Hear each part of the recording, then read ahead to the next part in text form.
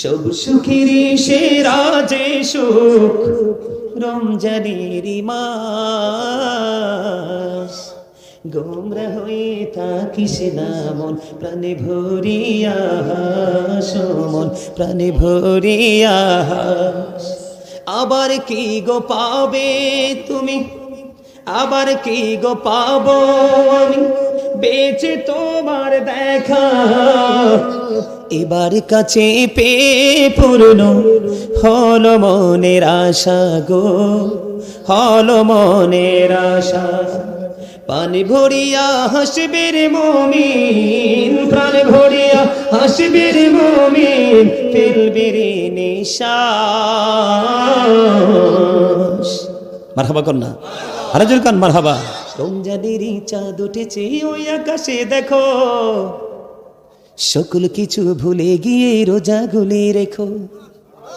রমজানের চাঁদ উঠেছে ওই আকাশে দেখো, সকল কিছু ভুলে গিয়ে রোজা গুলি রাখো। আমি বলছি বারে বার তুমি আসবে না তো আর, আমি বলছি বারে বার তুমি আসবে না তো আর, একদিন তো যেতে হবে তুমি মনে রেখো।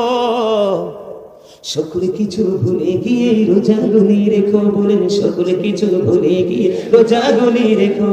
রমজানের চাঁদ উঠেছে ওই আকাশে দেখো, সকল কিছু ভুলে গিয়ে রোজা গুলি রেখো, সকল কিছু ভুলে গিয়ে রোজা গুলি রেখো। আমি বলছি বারে বার তুমি আসবে না তো আর, চলে গেলে কি আবার আসবো? এই জন্য এটা জীবনের শ্রেষ্ঠতা মনে করে রাখতে হবে। আমার কথার ব্যাখ্যা অনেক লম্বা, এটা আপনি বুঝে নিতে হবে। এই জন্য বলেছি আমি বলছি বারে বার তুমি আসবে না তো আর, একদিন তো যেতে হবে তুমি মনে রেখো। সকল কিছু ভুলে গিয়ে রোজা গুলি রেখো। মারহাবা বলেন, আরো জোরে বলেন, আরো জোরে বলেন। রমজানের প্রস্তুতিতে প্রথম তারাবি, গভীর রাতে ওঠে মোরা খাবো সেহেরি। রমজানের প্রস্তুতিতে প্রথম তারাবি, ওরে বাবারে, হ্যাঁ গজলের জন্য। রমজানের প্রস্তুতিতে প্রথম তারাবি, গভীর রাতে ওঠে মোরা খাবো সেহেরি। সেহেরিতে বরকত আছে হাদিস খুলে দেখো, সকল কিছু ভুলে গিয়ে রোজা গুলি রেখো, সকল কিছু ভুলে গিয়ে রোজা গুলি রেখো। রমজানের চাঁদ উঠেছে ওই আকাশে দেখো, সকল কিছু ভুলে গিয়ে রোজা গুলি রেখো। আমি বলছি বারে বার তুমি আসবে না তো আর, আমি বলছি বারে বার তুমি আসবে না তো আর, একদিন তো যেতে হবে তুমি মনে রেখো। সকল কিছু ভুলে গিয়ে রোজা গুলি রেখো। মারহাবা, গজলটা অনেক লম্বা, যদি ভালো লাগে অনলাইনে পুরোটা গাওয়া আছে, ওখান থেকে শুনবেন। আরেকটা গাইবো? সবচেয়ে প্রিয় হলো রমজানের মাস, আর কাঁদিস না পাগল মন, প্রাণটা ভরে হাস। এটা গতবারের আগের বারের লেখা, আর এই যে এটা একটু আগে গাইছি এটা গতবারের লেখা। সবচেয়ে প্রিয় হলো রমজানের মাস, বলেন সবচেয়ে প্রিয় হলো রমজানের মাস, আর কাঁদিস না পাগল মন, প্রাণটা ভরে হাস। আর কাঁদিস না পাগল মন, প্রাণটা ভরে হাস। আমার সবচেয়ে প্রিয় হলো রমজানের মাস, সকাল বিকাল পড়ব কোরআন, হাসবে মোদের প্রাণ, ফরজ নফল ইবাদতে বাড়বে মোদের শান। সকাল বিকাল পড়ব কোরআন, হাসবে মোদের প্রাণ, ফরজ নফল ইবাদতে বাড়বে মোদের শান। জোরে কর মারহাবা, আরে জোরে কর মারহাবা, আরে জোরে মারহাবা। বন্ধুরে আমার, আমার নবী আপনার নবী দু জাহানের বাদশা নবী, তিনি বলে দিয়েছেন তোমরা সম্পত্তির যেমনি করে জাকাত দাও, তেমনি তোমাদের দেহের জাকাতটাও দিয়ে নাও। ইয়া রাসূলুল্লাহ, ইয়া হাবিবাল্লাহ, নবী গো, ও প্রাণের নবী, দেহের জাকাতটা কেমন করে দেব গো নবী? আমার নবী যে একটা ডাক দিয়ে বললেন দেহের জাকাত এমন করে দিবে রে, ওই দেহের জাকাত হলো পরিপূর্ণ রোজা রাখা। এখন পরিপূর্ণ রোজা বলতে কি বোঝায় বন্ধু? আমি আপনাদেরকে বলি, কারো গীবত করা যাবে না। বন্ধু আমার দিকে তাকান, সুদ খাওয়া যাবে না, ঘুষ খাওয়া যাবে না, কারো গীবত করা যাবে না, হালাল পথে উপার্জিত অর্থ দিয়ে সাহারি খাওয়া যাবে না, ইফতারি করা যাবে না। এমনি করে করে বন্ধু কোরআন হাদিসে যে কাজগুলো নিষিদ্ধ, এই কাজগুলো আপনি বর্জন করে যখন রোজা রাখবেন, রোজা মানে কি জানেননি বন্ধুরে আমার? ওই সূর্য অস্ত যাওয়া পর্যন্ত, সূর্যোদয়ের আগে আপনি কি খাবেন? সাহারি খাবেন, ঠিক কিনা বলেন? সূর্যোদয়ের আপনি আগে সাহারি খাবেন। ওই যে আমাদের বাংলাদেশের রুলস অনুযায়ী সূর্য যখন অস্ত যাবে, সূর্য যখন বাংলাদেশের আকাশ থেকে নিজের আপন গন্তব্যে হারিয়ে যাবে, তখন আপনি ইফতারি করবেন। এই গ্যাপের মধ্যে আপনি কোনো খাবার খেতে পারবেন না, এবং এই সময়ের মধ্যে আপনি কোনো যৌন চাহিদা মিটাতে পারবেন না, শারীরিক কোনো ফিজিক্যালি মেলামেশা করতে পারবেন না। বন্ধু, ওই দুইটা ত্যাগ করাই হলো রোজা। আর রোজাকে রোজার মতো করে পরিপূর্ণ করে আপনি আল্লাহর কাছে পৌঁছাইতে চাইলে আপনি অনগীবত করা ছেড়ে দিতে হবে। যেমন আপনাকে কেমন ধৈর্যশীল হতে হবে, আমার দিকে তাকান। আপনি একজন আপনাকে বকা দিচ্ছে, কি দিচ্ছে? আপনাকে একজন বকা দিচ্ছে, আপনি প্র্যাকটিক্যালি শুনতে পেয়েছেন, আপনাকে একজন বকা দিচ্ছে। আপনার কাজ হবে শুধু আপনি উত্তর দিয়ে দিবেন, আমি তোমাকে পাল্টা বকা দিব না। আপনি পাল্টা তাকে বকা দিবেন না, আপনি শুধু বলবেন আমি রোজাদার। সে আপনাকে একটা গালি দিবে, আপনি বলবেন আমি রোজাদার। আপনাকে সে একটা গালি দিবে, আপনি বলবেন আমি রোজাদার। বন্ধু, আপনি শুধু বলবেন রোজাদার, আর বাকি কাজ হলো আমার আল্লাহর। ঠিক কিনা বলেন? আরে জোরে। আপনি ধৈর্য ধরেছেন, আপনি যখন সারাদিন খাবার খাবেন না, বকটা বন্ধ, বেকার হয়ে যাবে। ঠিক কিনা বলেন? কারণ খাবার যখন চিবিয়ে খাবেন, পানি খাবেন, মুখে দুর্গন্ধ হবে না। আপনি ওই গভীর রজনীতে ভোর রাতে উঠে যখন আপনি সাহারি খাবেন, ওই সাহারি খাওয়ার পরে সূর্যাস্ত পর্যন্ত আপনি পানাহার ত্যাগ করবেন, কোনো খাবার খাবেন না। এর মধ্যে আপনার মুখের মধ্যে দুর্গন্ধ বের হয়ে যাবে। আপনি যখন মুখে মুখে দাঁড়িয়ে কথা বলবেন, আরেকজন আপনার মুখোমুখি দাঁড়িয়ে কথা বলবে না। আমার আল্লাহ রোজাদারকে রোজা রাখার কারণে ডেকে ডেকে বলে, রোজাদার, একজন ভাই, একজন বন্ধু, তোমার প্রিয়জন তোমার মুখের দুর্গন্ধ নিতে পারলো না, এটা তার কাছে দুর্গন্ধ মনে হয়েছে রে, আর আমি আল্লাহর কাছে মনে হয়েছে এটা মেশকু আম্বরের চাইতে আরো সুগন্ধময়। জোরে জোরে কন্যা সুবহানাল্লাহ। কুলবাহারের আমার ভাই, আমার বাবা, বাবা গো, আমি আমার মা বোনদেরকে ডেকে ডেকে বলবো গো, ধৈর্য করে শোনো। তোমরা কোনো অজুহাত ছাড়া তোমরা মুসাফির হয়ে গেছো, তোমরা যদি না পারো রোজাটা ভাঙতে পারবা। তুমি অসুস্থ হয়ে গেছো, তুমি রোজাটা ভাঙতে পারবা, কিন্তু বিনা অজুহাতে, বিনা জোরে যদি তুমি রোজা একটা রোজা ভাঙো, কারণ রমজানের রোজা রাখা তোমার জন্য ফরজ। কথা বলে না? রমজানের রোজা রাখা তোমার জন্য কি? রমজানের রোজা রাখা তোমার জন্য ফরজ। কোন অজুহাত চলবে না, একটা অজুহাত চলবে, আমি মুসাফির। তুমি যদি একান্তই না পারো, তুমি রোজাটা ভাঙতে পারবা। তুমি যদি বন্ধু অসুস্থ হয়ে যাও, শারীরিক অবস্থা তোমার অবনতির দিকে, পুরো অবস্থাটা তোমার প্রতিকূলে, তুমি রোজাটা ভাঙতে পারবা। কোন অজুহাত ছাড়া যদি তুমি রোজা ভেঙে ফেলো, আমার রাসূল বলে দিয়েছেন, তুমি সারা জীবন যদি তুমি কি করো, চেষ্টা করো, ওই যে অজুহাত ছাড়া রোজা ভেঙেছো, ওই রোজার খেসারত তোমার এই জীবনে দিতে পারবা না। তাহলে রোজা বড় সেনসিটিভ জিনিস। কথা কয় না কেন? আর জোরে, আর একটু মহব্বতে। আমার আল্লাহ বন্ধু, যারা আল্লাহর পথে পথিক, তাদেরকে ডেকে ডেকে বলে তোমরা অগ্রসর হও। যারা অপরাধী, আল্লাহ রাব্বুল আলামিন তাদেরকে বলছেন, রাসূল জানিয়ে দিয়েছেন, তোমরা থেমে যাও। কি করো? অপরাধীকে কি করতে হবে? থেমে যেতে হবে। আল্লাহ ওয়ালাদেরকে আরো এক্সপেরিয়েন্স ম্যান হতে হবে, অ্যাক্টিভ হতে হবে। তার কারণ কি? বন্ধু, আপনারা আমার দিকে তাকান। আল্লাহ রাব্বুল আলামিন জান্নাতের 8টা দরজা খুলে দিবে, জাহান্নামের দরজাগুলো বন্ধ করে দিবে। আপনাদেরকে কেমন করে বন্ধ বোঝাবো? ওরে বল গোলবাহারের ভাই, আমার বাবা গো, তোমরা বেশি বেশি করে রোজা রেখো, কারণ বছরের শুরু থেকে ওই আর এক বছরের শেষ পর্যন্ত এই জান্নাতকে সাজানো হয় শুধু রোজাদারদের জন্য। বছরের শুরু থেকে শেষ পর্যন্ত শুধু জান্নাতকে সাজানো হয়। কি করা হয়? মনে রাখতে হবে, আল্লাহর পথে শহীদ যারা, উচ্চ তাদের শান, মহান খোদা করেন তাদের এমন জীবন দান, রুহু তাদের বানাইয়া সবুজ বরণ পাখি, জান্নাতুল ফিরদাউস বিছে দেন যতনে রাখি, সেটাই থাকি খায় তাহারা জান্নাতি ফলমূল, উড়ে বেড়ায় রয় হামেশা খুশিতে মশগুল। আমার ওয়াজ মনে হয় তোমাদের তারা বুঝে না, বুঝেন না? মনোযোগটা কি একটু ডাউন হয়ে গেছে? এই মেহমান তো উপরে উঠতে চাই না, আমি ডাইক আনছি, দেখেন কি প্রেমের ধোলা লাগছে, দেখেন ক্লান্তি আসেনি। তিনি কিন্তু অসুস্থ, কিন্তু ওনার বডি ল্যাঙ্গুয়েজে অসুস্থ মনে হয়, কারণ ওনার দেহের কথা ভুলে গেছে, উনি শুধু রুহের খোরাক যোগাচ্ছে। কথা কয় না কেন? উনি দেহের কথা কি করেছে? ভুলে গেছে, উনি রুহের জগতে ঢুকে গেছে। মারহাবা কন্যা। আপনাদেরকে আমি বরকতের সময় একটা বরকতময় কথা বলি। শান্ত, আমরা যে ওই যে অনেক ভিতরে সেনাবাহিনী যে আমাদেরকে আটকাইছিল, কোথায় না গেছিলাম মাহফিলে? শ্রীনগর দিয়ে গেছিলাম, পদ্মা সেতু রোডে, দোহার না কি জানি, দোহারের এদিকে একটা দোহারে মাহফিলে গেছিলাম। মাহফিলের যিনি সভাপতি, ওনাকে দেখে আমার মানে ওই কথাটা মনে পড়ে গেছে, এই রিসেন্ট ঘটনা। দোহারে মাহফিলে গেছিলাম, তো মাহফিলের সভাপতি সাহেব, ওনার হাত শুধু কাঁপছে, মানে বডিটা শুধু কম্পন করতেছে।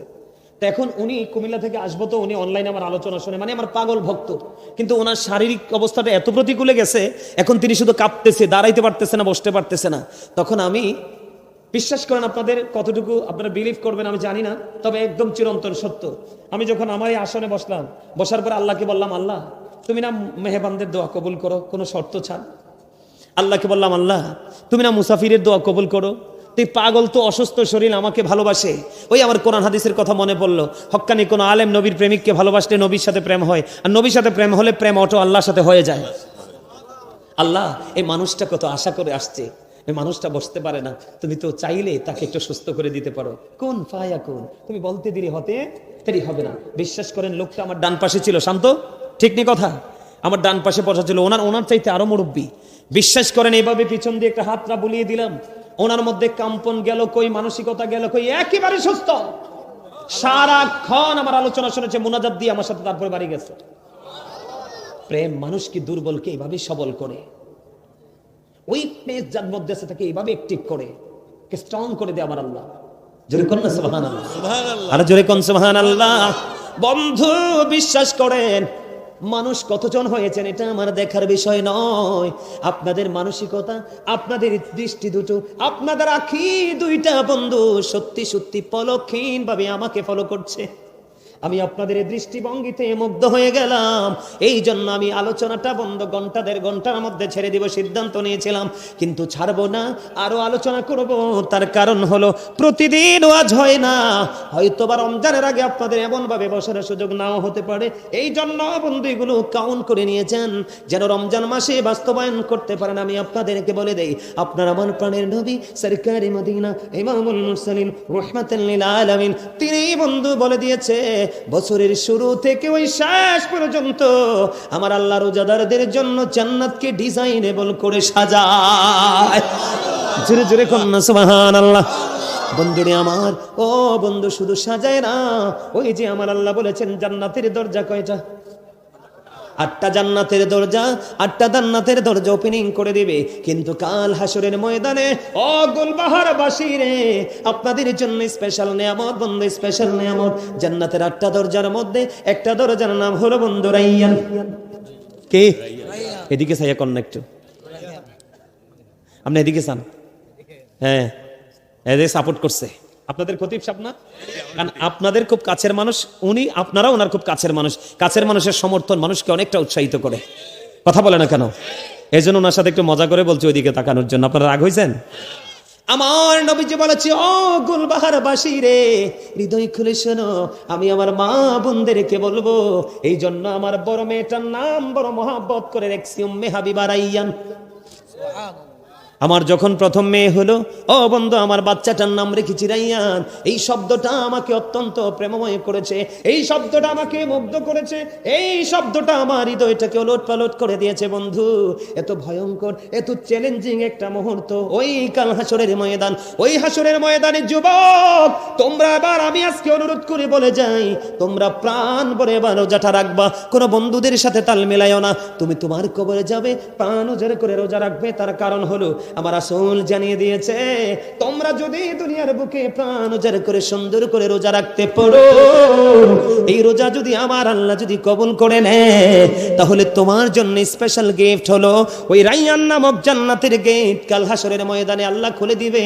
ওই প্রকৃত রোজাদাররা জান্নাতে ওই রাইয়ান নামক গেট দিয়ে বন্ধু জান্নাতে প্রবেশ করবে। রোজাদারদের ঢোকা শেষ হয়ে যাবে রে ওই বন্ধু, সাথে সাথে ওই রাইয়ান নামক জান্নাতের গেট বন্ধ হয়ে যাবে। তাহলে রোজা যেমন স্পেশাল, রোজাদাররাও তেমন স্পেশাল। খুশি তো সবাই? দুই হাত তুলে দেখেন কে কে খুশি। একবারে সোজা করে, একবারে সোজা করে। হ্যাঁ, ইয়া রাসূলুল্লাহ। আলহামদুলিল্লাহ বলেন আরো জোরে। আপনার তুলতে কষ্ট হয়েছে? আরো জোরে কোন। আমার তো ওয়াজ ছাড়তে ইচ্ছা করতেছে না, অনেক অনেক ভালো লাগতেছে। আলহামদুলিল্লাহ বলেন আলহামদুলিল্লাহ। কালকে দুইটা প্রোগ্রাম করছি। ফার্স্ট প্রোগ্রামেও সেম, সেকেন্ড প্রোগ্রামে 1 থেকে 1.5 ঘন্টার মধ্যে শেষ করে ফেলবো। আর সেই ওয়াজ শেষ হয়েছে ফোনে 3টায়, আরে ফোনে 3 ঘন্টায় আলোচনা। মানুষের মধ্যে বিরক্তি নাই, ঘড়ি চাইয়া দিই, টাইম তো চলে গেছে পার হইয়া। আল্লাহর এই সময় কিভাবে চলে গেল।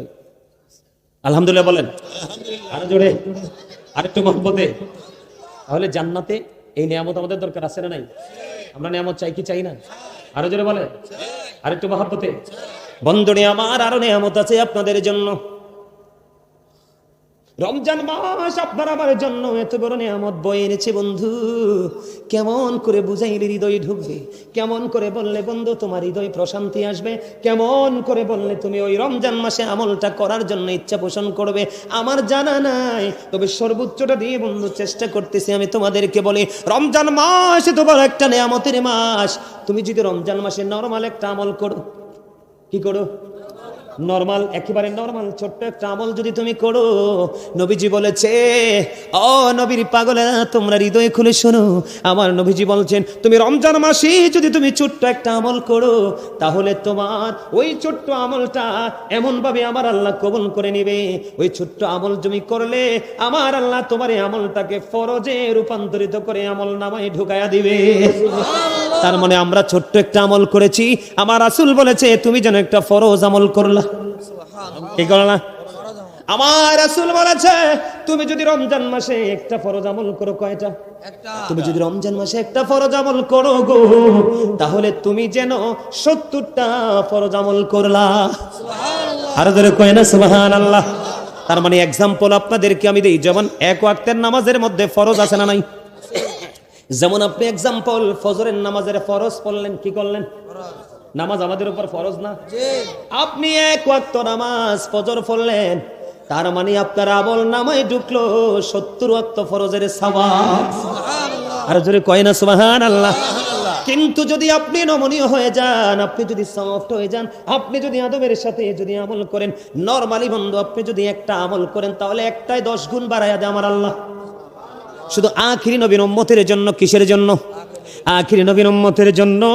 আপনি যদি একটা আমল করেন, আমার আল্লাহ আপনাকে 10 গুণ বাড়ায় দিবে, কারণ তিনি আমার নবী, শুধু আমাদের নবী নয়, তিনি নবীদেরও নবী, ইমামুল মুরসালিন। বন্ধুরে আমার, আপনার আমলটা আমার আল্লাহর কাছে বেশি পছন্দ হয়ে গেল, আমার আল্লাহর কাছে বেশি ভালো লাগলো।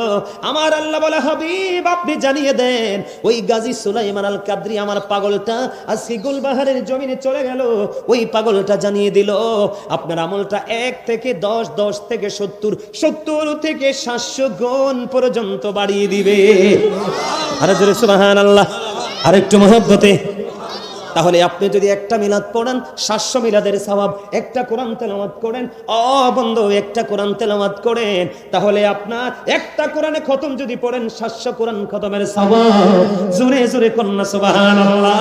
তাহলে এই রমজানকে হাতছাড়া করা যায়নি। আমরা যাব, করব নি। এখন আপনারা তারাবি কয় রাকাত পড়েন? 20 রাকাত। সবাই কি 20 রাকাতের পক্ষে? 20 রাকাতের পক্ষে কে কে হাত তুলে দেখান।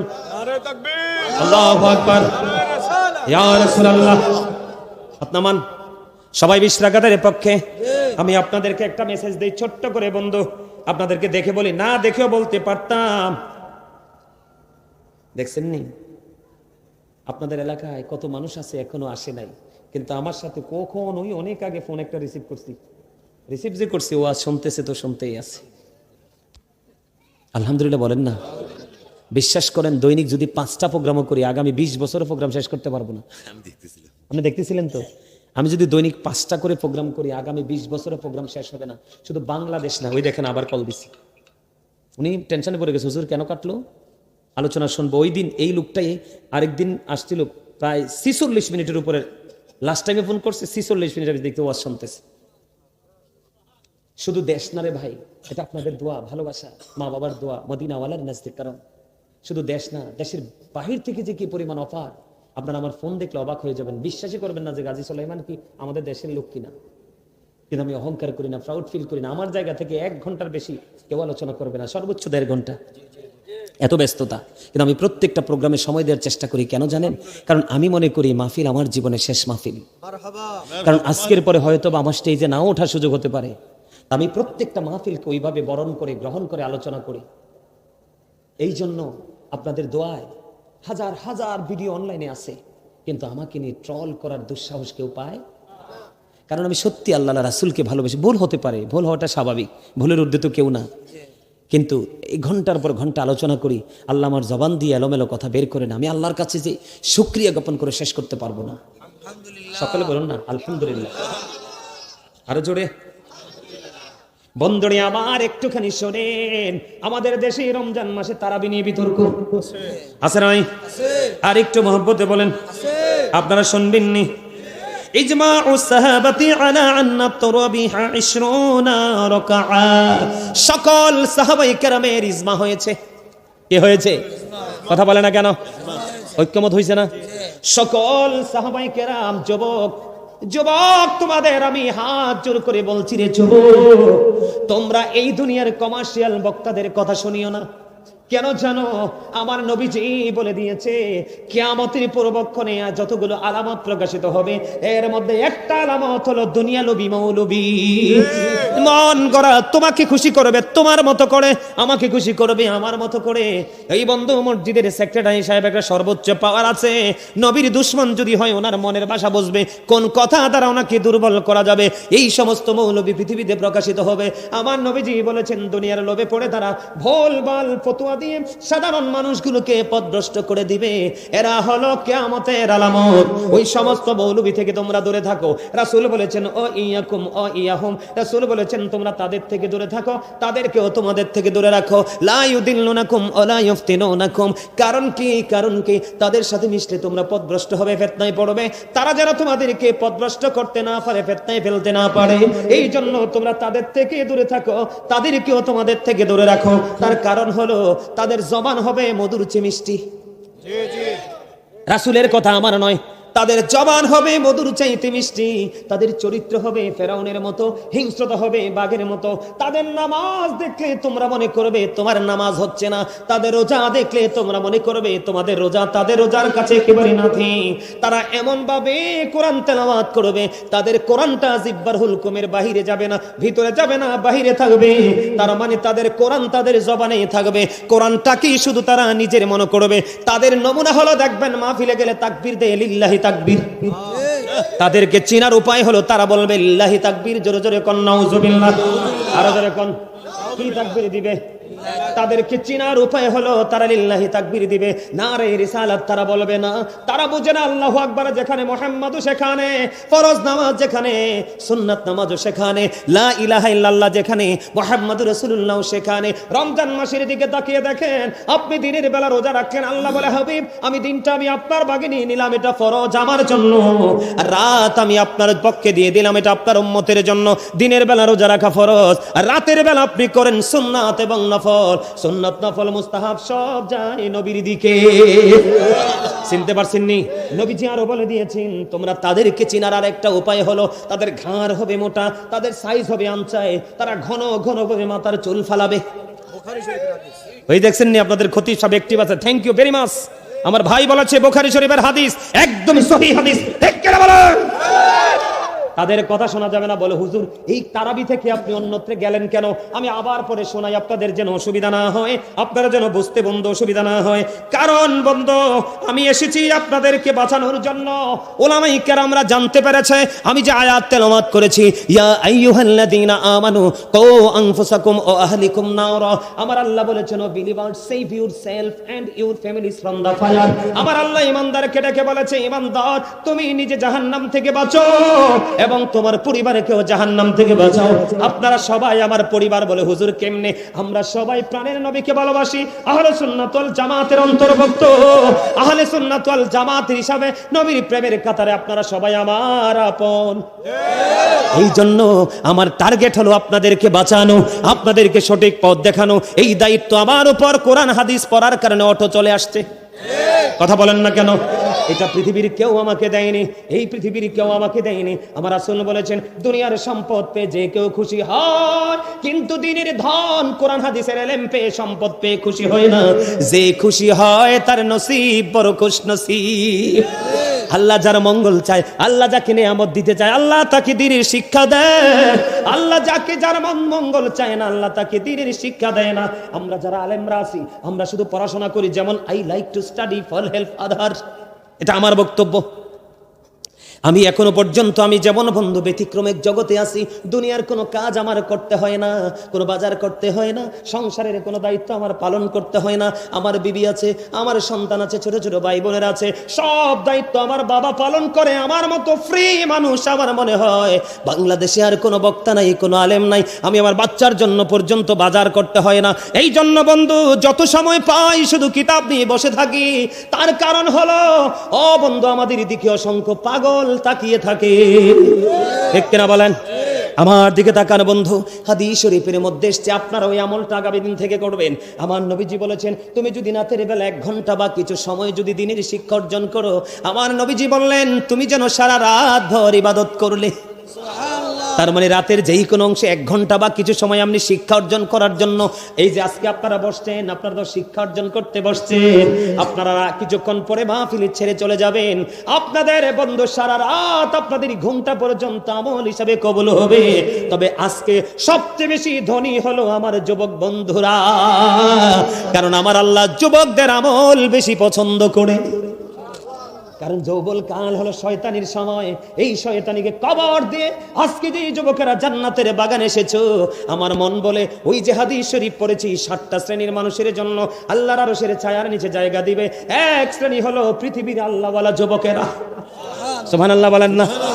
আমার রাসূল বলেছে এবার আসেন, একদিন যদি আপনি দ্বীনের শিক্ষায় নিজেকে নিয়োজিত রাখতে পারেন, অর্জনে, দ্বীনের শিক্ষা অর্জনে যদি আপনি একটা দিন যদি সময় দিতে পারেন, আমার নবীজি বলেছে একদিন দ্বীনের শিক্ষা অর্জনের মধ্যে নিজেকে নিয়োজিত রাখলো যে সে 3 মাস যেন রোজা রাখলো। তার মানে একদিন আপনি যদি দ্বীনের শিক্ষা অন্বেষণ করব আপনার আমল নামায় ঢুকবে। ওমা সহজ মনে করছে, মানে তার মানে 3 মাস হইলে 3 বছর রোজা লাগবে। কয় বছর? রোজার মজা কত জানেননি? আমার রাসূল বলেছেন রমাদান ও ইলা রমাদান, আপনি এক রমজান থেকে আরেক রমজানের মাঝখানে যে গ্যাপ আছে, 2 দিকের রোজার কারণে আপনার মাঝখানে গুনার কাফফারা হয়ে যাবে। তবে শর্ত দিয়েছে রাসূল, কবিরা গুনাহ করা যাবে না, কবিরা গুনাহ থেকে বেঁচে থাকতে হবে। আমার কালা বাইটা যাই কি লেগে এর আগে জানি জিকান আমার কালা বাইটা রে। হ্যাঁ ঠিক আছে, আর হাসি বুঝতে পারছি সে মাহফিল ছেড়ে যায় না। আলহামদুলিল্লাহ কোন? এই কারণে বলছি এই যুগের মৌলবীরা ফিতনা দিবে, কারণ এদের সঠিক শিক্ষা থাকবে না। দাদা ভাই ঠিক নিও, ওই খতিব সাহেব এদিকে যায় এখন, তারা সঠিক শিক্ষা থাকবে না, সঠিক কিতাব পড়ার নসিব হবে না। যারা তারাবিকে ছোট করেছে, বিভিন্ন আমলকে ছোট করেছে, নবীর প্রেমকে কবর দিয়েছে, তারা দেখেন মাদ্রাসা এবং রাস্তায় ভিক্ষা করে। কথা কয় না কেন? কিন্তু আহলে সুন্নাত ওয়াল জামাতের মসজিদ মাদ্রাসা স্টুডেন্টরা কখনোই রাস্তায় দাঁড়ায় দাঁড়ায় ভিক্ষা করে না, কারণ এই শিক্ষা আমার নবীর নাই। কথা কয় না কেন? আরো জোরে বলেন না, আর একটু মহব্বতে। বন্ধুরে আমার, আপনার আমার প্রাণের নবী তিনি কি বলেছেন? আমার আপনার প্রাণের নবী অত্যন্ত চমৎকার ভাবে আপনাকে আমাকে স্ট্রংলি তিনি বলে দিয়েছেন, আমরা হৃদয় উজাড় করে শুনবো আপনার আমার প্রাণের নবী কি বলেছে। দেখেন সাহাবায়ে কেরাম, আমার নবীজি বলেছেন ইসবাউ সাহাবাতি আলা আন্না তারাবিহা 20 রাকাআ। আমার রাসূল বলে দিয়েছেন সাহাবায়ে কেরাম, সমস্ত সাহাবায়ে কেরাম ঐক্যমত হয়েছে তারাবি নামাজ 20 রাকাত। তাহলে আপনি সলিমউদ্দিনের ফোলা কলিমউদ্দিন তারাবিকে 8 রাকাত বলার অধিকার কে দিয়েছে? কথা কন না কেন? এরা মুনাফিক। চাচা গরম, তাদের সাথে এমনি ধমকের সুরেতে কথা বলতে হবে, তাদের সাথে প্রেম নাই। রাসূল বলছে তোমরা তাদের থেকে দূরে থাকো, তাদেরকেও তোমাদের থেকে দূরে রাখো, কারণ তারা তোমাদের কাছে আসার জন্য মিষ্টি আচরণ করবে না। বুঝে বলছে তাদের আচরণ অত্যন্ত মিষ্টি। একবারে দেখবেন পেক হয়ে যাবে, আপনার পেটটার মধ্যে ঢুকে আপনার ইমানটা সবটা বের করে ফেলবে। কথা কয় না কেন? তাহলে তারাবি নামাজ কত রাকাত? 20 রাকাত। সকল সাহাবায়ে কেরাম ঐক্যমত হয়েছে, তাদের ইজমা হয়েছে। কত রাকাত? 20 রাকাত। আপনারা 20 রাকাত পড়বেন তো সবাই? আমরা আমার মতো কাঠমোল্লা গাজী সুলাইমান আপনার জীবনে না থাকলে সমস্যা নাই, কিন্তু আমার রাসূলকে হারাইলে আপনার দুনিয়াও নাই আখিরাতও নাই। নবীর কথা মানা মানি তো রাসূলকে ভালোবাসা, নবীর কথাকে মূল্যায়ন করাই তো রাসূলকে ভালোবাসা, ঠিক কিনা বলেন? তারাবি নামাজ কয় রাকাত? তবে তারাবি নামাজটা জামাতে পড়তে হবে শর্ত নয়, আপনি একাকীও পড়তে পারবেন।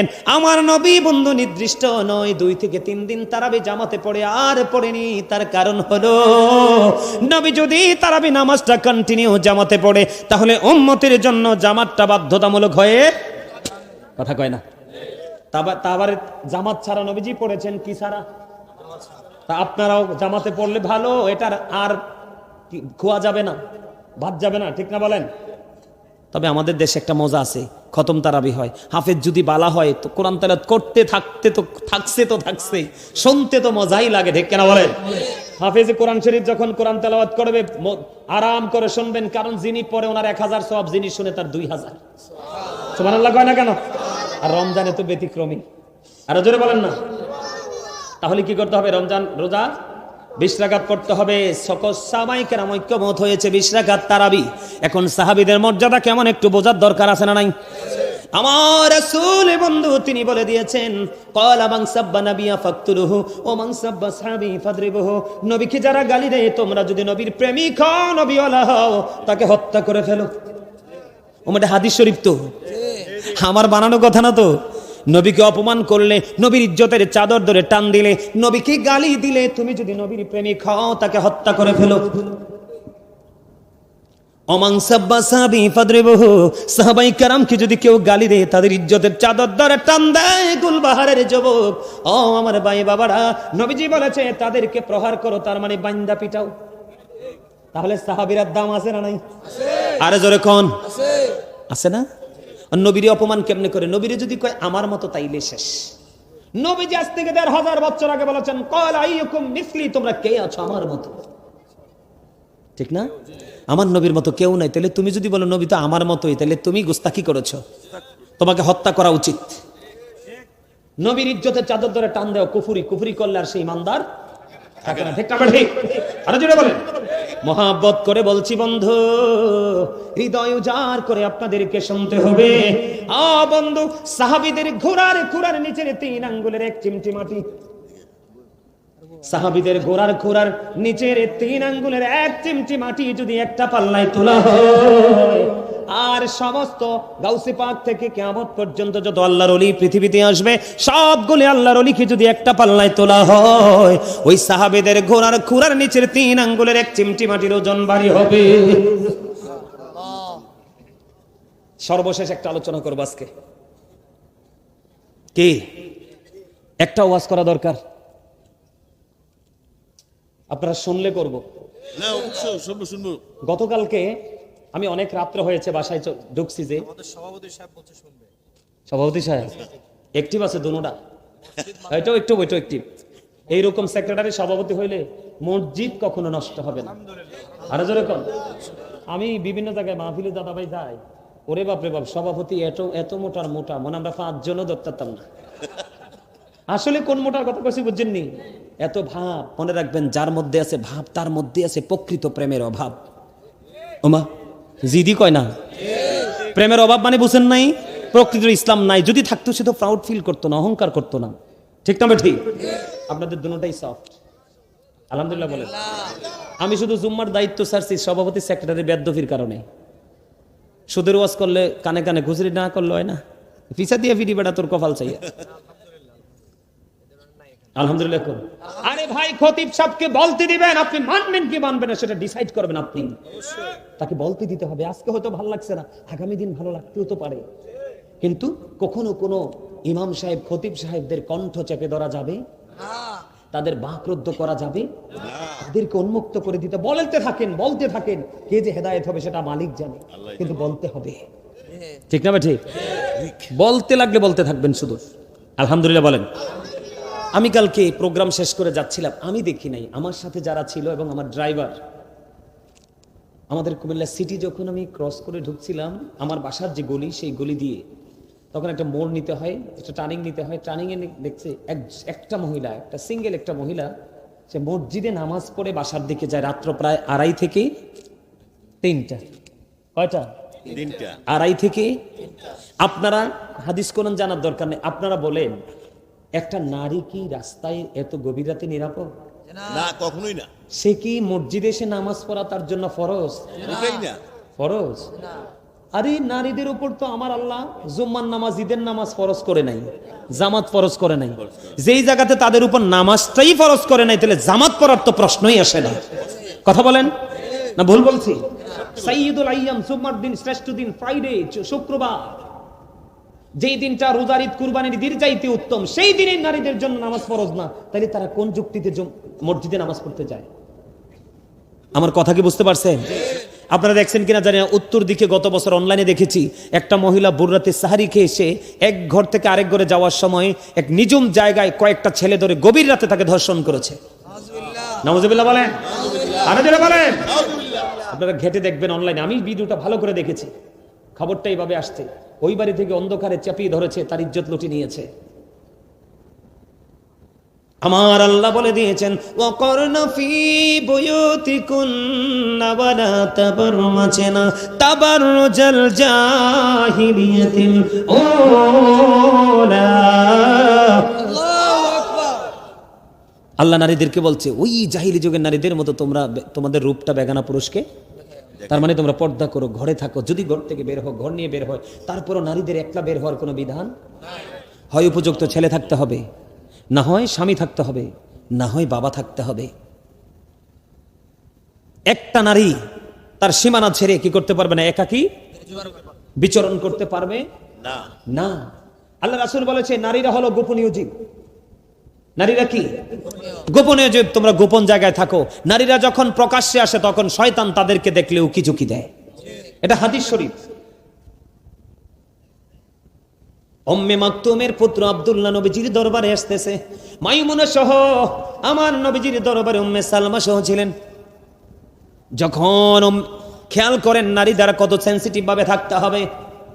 যখন উম্মে মাকতুমের পুত্র আব্দুল্লাহ নবীজির দরবারের দিকে আসতেছে, এবার আমার নবী উপস্থিত নারীদেরকে বললেন তোমরা এখান থেকে আত্মগোপন করা, উঠে চলে যাও। ইয়া রাসূলুল্লাহ, ইয়া হাবিবাল্লাহ, নবী গো, উম্মে মাকতুমের পুত্র আব্দুল্লাহ কি অন্ধ নয়?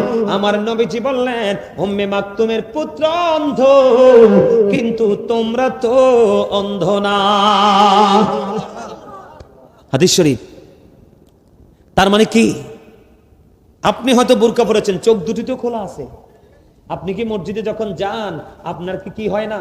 অন্য পুরুষের দিকে দৃষ্টি যায় না? তো নবীজি তো বলেছে আব্দুল্লাহ অন্ধ, আব্দুল্লাহ হয়তো তোমাকে দেখবে একদিন, তুমি তো আব্দুল্লাহকে দেখবে। এজন্য রাসূল বলছে তুমি এখান থেকে কি হয়ে যাও, চলে যাও, আউট হয়ে যাও। এখন আপনাদেরকে বলছি হাত জোর করে জবাব। এখন অনেক মৌলবী বাড়াবে তোমাকে, এত মিষ্টি। আমি আগে কথাগুলো বলেছি, আর দ্বিতীয়বার রিপ্লাই করতে চাই না। তোমরা তোমাদের মা বোনদেরকে ঘর থেকে বের হতে দিবে না। তার কারণ বন্ধুরে আমার, হাদিস শরীফের মধ্যে এসেছে, আমার দিকে তাকান, আমার আলোচনায় আমি ঢুকি। যারা রমজান মাস আসলে দেখবেন ওই মৌলবীরা নারীদেরকে বন্ধ মসজিদে ডেকে ডেকে নিয়ে যাবে। কারণ এখানে লাখপতির বউ আছে, কোটিপতির বউ আছে, কোটিপতির মেয়ে আছে। এমন ভাবে বক্তব্য দিবে যেই বক্তব্যে কোটিপতির পকেটের টাকা হুজুরের পকেটে আসবে। কথা কয় না কেন? জামাই কি বলবে না, স্বামী কি বলবে না, এটা একটা অপরাধ। পকেট কাটবে, পকেট কেটে আরেকজনকে নিয়ে দিবে, এটা হলো আরেকটা অপরাধ। আমি যদি নারীর পর্দা নিয়ে ওয়াজ করতাম, আউটসাইড গুলো সবগুলো নিয়ে আলোচনা করতাম, কিন্তু আমার মিশন হলো, লাস্ট আজকের টপিক হলো নারীরা ঘরের বাইরে গিয়ে না মসজিদে নামাজ পড়তে পারবে কিনা। কোরআন হাদিস কি বলে? কোরআন থেকে তথ্য পেয়ে গেলাম, নারীরা ঘরে থাকো। কে থাকো? ঘরে থাকো। ওই জাহিলি যুগের নারীদের মতো নিজেদের কন্যরূপ পুরুষের সামনে কি করো না, প্রেজেন্ট করো না। হাদিস শরীফের মধ্যে এসেছে, বন্ধু মেহমাইদ ডেকে বললেন, ইয়া রাসূলুল্লাহ, ইয়া হাবিবাল্লাহ, নবী গো, ও প্রাণের নবী, আমি আপনার পিছনে নামাজ পড়তে পছন্দ করি। খেয়াল করেন যুবক, তোমরা খেয়াল করো, ওই মুনাফিক মার্কা মৌলবীরা, ওই খবিসরা কোরআন হাদিস ভালো করে পড়তে জানে না, কারণ ভালো কিতাব কেনার সক্ষমতা তাদের নাই। এই জন্য তারা ধান্দায় আছে পৃথিবীর উপার্জন নিয়ে, ঠিক কিনা বলেন? এই জন্য তারা টার্গেট করে কলেজ ইউনিভার্সিটির স্টুডেন্টদেরকে, ইয়াং জেনারেশনকে তারা টার্গেট করে করে সমাজের মধ্যে হট্টগোল লাগায়া মসজিদ থেকে সঠিক আলেমকে বের করে। ঠিক কথা কয় না কেন? সঠিক আলেমদেরকে বের করে সমাজের মধ্যে হট্টগোল লাগায়া একটা সিমক্রেট করে বন্ধু আল্লাহ রাসূলের দুশমন মৌলবী ঢুকায়, আর তখনই সমাজটা গোমরা হয়। তার একটা এক্সাম্পল, বেশ কয়েকদিন আগে আমি বন্ধু একটা মাহফিলে গেলাম, সভাপতি সাহেব বাম পাশে সম্ভবত বসা ছিল, মনটা খুব খারাপ। আমি বারবার বলি সুবহানাল্লাহ বলেন, আলহামদুলিল্লাহ বলেন, কিন্তু মানুষগুলো সুবহানাল্লাহ বলে না, আলহামদুলিল্লাহ বলে না, দুরূদ পড়ে না। সভাপতি কানে কানে আমার বলে, হুজুর, আমার জীবনে আমার এই মাঠে আপনার মতো আলোচক কোনোদিন আনতে পারিনি। আপনার কথাগুলো, আমি তো কোরআন হাদিস পড়িনি, আপনার কথাগুলো আমার কাছে এত প্রেমময় মধুময় মনে হয়েছে গো হুজুর। আমার সমাজের মানুষগুলোর কোনো দোষ নাই, ওই নবীর দুশমনেরা ভালো দলিল দিতে পারে না, কোরআন হাদিস থেকে আলোচনা করতে পারে না, ওরা বেদাত বলতে বলতে আমাদের পুরো সমাজকে নষ্ট করে দিয়েছে। এখন মানুষ কোনো আমল করতে ভয় পায়।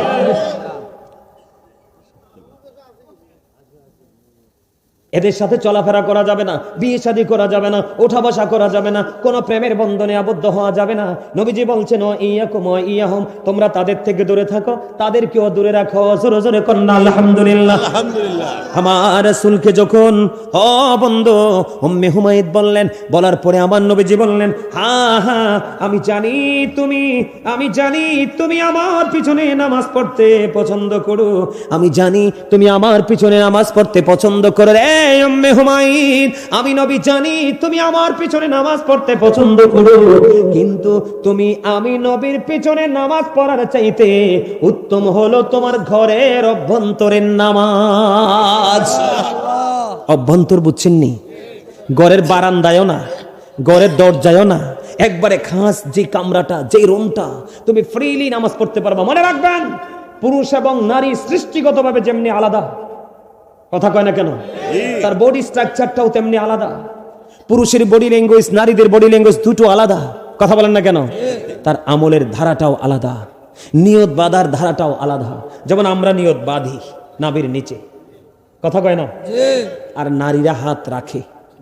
আমাদের হাত বাঁধা, নারীদের হাত রাখা। তাহলে কি বোঝা গেল? বন্ধু, এখান থেকে কি জানতে পারলেন? নারীর সিস্টেম আলাদা, পুরুষের সিস্টেম আলাদা।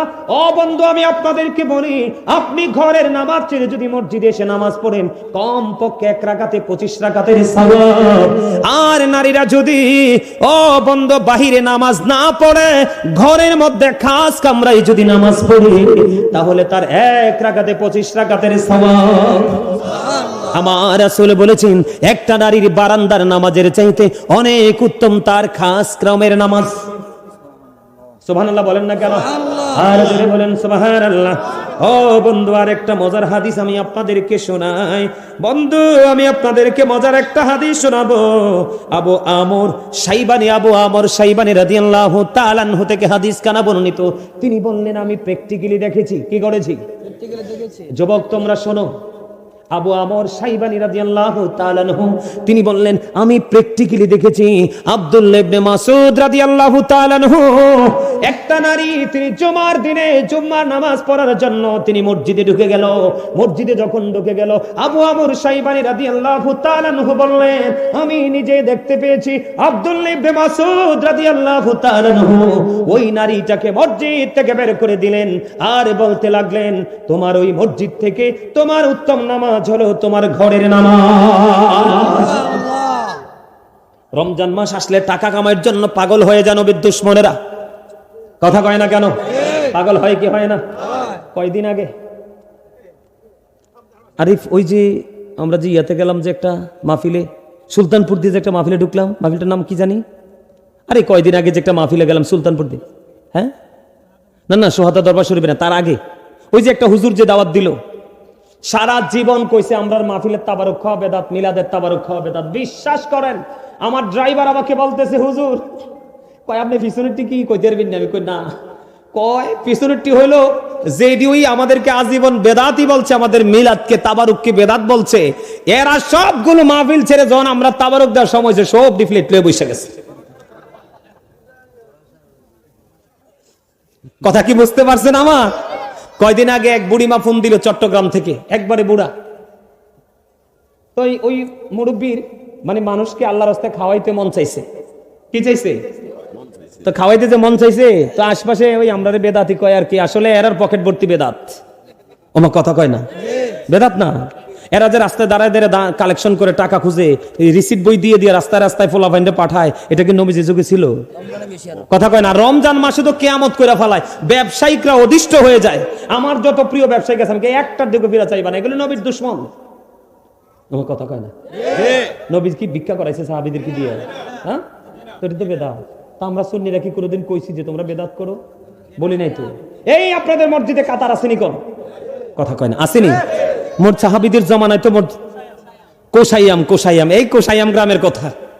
আপনাদের মসজিদে কাতার আসেনি? তো সাহাবীরার যুগে কি কাতারে নামাজ ছিল? তো আপনি যখন কাতার করলেন, এটাও তো বেদাত। এটা তো একবারও কর না। কথা কয় না কেন? আপনি যে টং দোকানের মতো 3 তলা 4 তলা 5 তলার উপর ছোট্ট ছোট্ট ব্যবসা, আপনি যে মাদ্রাসা মুক্ত বানাইলেন, এটা তো নবীর যুগে ছিল না, এটাও তো বেদাত। ব্যবসা করতেছেন, আমরা তো কোনোদিন আপনাদেরকে বকা দিই নাই। আমি নবীকে ভালোবেসে, আমি নবীর প্রেমে পড়ে দুরূদ পড়ছি, মিলাদ পড়ছি, কিয়াম করছি, দাঁড়ানো কি নাজায়েজ? সাহাবীরা যদি দাঁড়াইতে পারে, হাসান ইবনে সাবেত মসজিদে নববীর মিম্বরে দাঁড়ায় নাই? আপনারা এখানে মদিনায় গেছেন, আসেননি কেউ? আসেন?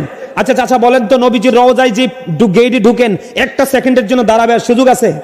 বসার সুযোগ আছে? আরে মিয়া, বসা তো থাক দূরে, দাঁড়াইবারও তো সুযোগ দিবেন আপনাকে। দাঁড়িয়ে নবীজিকে সালাম দিয়ে বের হয়ে যাও। তা আমি নবীজিকে দাঁড়িয়ে সালাম দিব, আপনি আমাকে বেদাতি বলে দিলেন? সূরা ফাত খুলে দেখেন, আল্লাহ বলেছেন অত আজিরহু অত আকিরহু, help him and respect him. তোমার রাসূলকে সাহায্য করো এবং সম্মান করো। আর নবীজিকে আমরা সম্মান করি না দাঁড়িয়ে? কথা বলে না কেন? কথা বলেন, সম্মান করি না? তো সম্মান কি না যায়? নবীজিকে সম্মান করা, ভালোবাসা তো ফরজ। নবীজি কি মারা গেছে? আল আম্বিয়াউ আহিয়াউন ফি কুবুরিহিম ইউসাল্লুন। নবী আপন আপন রওজায় জিন্দা নামাজরত অবস্থা। তো তুমি যদি বলো আমার নবীকে ভালোবাসলে এটা বেদাত হয়, তো তোমাকে আর তোমার আওলাদকে বললা যায় যে আমার মরার পরে নবীর আমার কবরে রাইখা বিসমিল্লাহি ওয়া আলা মিল্লাতি রাসূলিল্লাহ কইও না।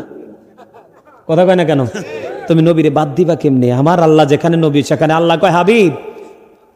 আল্লাহ of the first pillar is the lord of all, রব্বুল আলামিন। মুহাম্মদ রাসূলুল্লাহ সাল্লাল্লাহু আলাইহি সাল্লাম is the blessing for the world, রাহমাতাল লিল আলামিন। আমার আল্লাহ কয় আমি সৃষ্টি জগতের সীমানা বরাবর আমি রব্বুল আলামিন, ঠিক সেই সীমানা বরাবর আমি আপনাকে বানিয়েছি রাহমাতাল লিল আলামিন। তো তুমি নবীরে ছোট করে কিনলে, তো তোমার তো কপাল পুড়ছে। কথা কি বুঝতে পারছেন আমার কথা? মনে রাখবেন, আমি আপনাদের কাউকে মিন করে বলছি না, সত্যটা তুলে ধরছি। কারণ সত্য বললে কারো না কারো খারাপ লাগবে। কথা বলে না? কারণ আল হাক্কু মুররুন, হক কথা তো তিতা। কিন্তু আল্লাহ বলতেছে অকুলু কাউলান সাদীদা, তিতা হইলো সত্যটাই বলো, সে দ্য রাইট থিং। কেন সত্যটা কেন বলতে হবে? হযরত মুহাম্মদ সাল্লাল্লাহু আলাইহি সাল্লাম was born in our country. His father's name was Abdullah. His mother's name was Amina. His father died before he was born. He lost his mother in his childhood. He was very truthful. আপনার আমার নবী ছিলেন শ্রেষ্ঠ সত্যবাদী। সুবহানাল্লাহ কয় না? সুবহানাল্লাহ। Allah is all in all. Follow his law and light for eternal success. আল্লাহ সবকিছু, কিন্তু আপনাকে ফলো করতে হবে ল এন্ড লাইট, আল্লাহ এবং রাসূল, কোরআন এবং হাদিস। তারপরে আপনি পরিপূর্ণ সফলতা অর্জন করতে পারবেন। আপনাকে ফলো করতে হবে একটা মদিনাওয়ালা, আর যার অন্তরে মদিনাওয়ালা আছে আপনি সেই আলেমের সাথে প্রেম লাগান, অন্যথায় জীবনে নসিব খুলবে না। এটা আল্লাহ এবং আল্লাহ রাসূলের কথা। এই আমার কাছে বিশেষ করে আমার কাছে আফসোস লাগে, আমরা মুসলমান নবীর উম্মত হওয়ার পরে নবী চিনতে পারি নাই। আমেরিকার গবেষক মাইকেল এইচ হার্ট তিনি বক্তব্য দিয়েছেন, the 100 A ranking of the most influential person in the history. তিনি 100 জন প্রভাবশালীর তালিকা করলেন। ইনফ্লুয়েন্সিয়াল দ্বারা আপনার আমার প্রাণের নবীকে শ্রেষ্ঠ প্রভাবশালী হিসাবে আখ্যায়িত করলেন। আলহামদুলিল্লাহ।